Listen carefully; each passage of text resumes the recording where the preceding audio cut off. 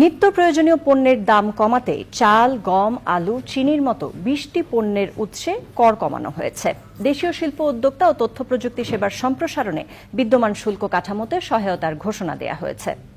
নতুন বাজেটে কর, ভ্যাট ও শুল্ক সুবিধার হ্রাস বৃদ্ধির কারণে কোন কোন পণ্যের দাম বাড়বে বা কমবে তা জানাচ্ছেন মাসরুর শাকিল। মূল্যস্ফীতির ঊর্ধ্বগতিতে সাধারণ মানুষকে স্বস্তি দিতে চায় সরকার। তাই এবারের বাজেটে নিত্য প্রয়োজনীয় ২০টি পণ্য ধান, চাল, গম, আলু, মাছ, মাংস, পেঁয়াজ, রসুন, মটর, ছোলা, মসুর, আদা, হলুদ, শুকনো মরিচ, ডাল, ভুট্টা, আটা, ময়দা, লবণ, ভোজ্য তেল ও চিনির উৎসে কর ২% থেকে কমিয়ে ১% করা হয়েছে।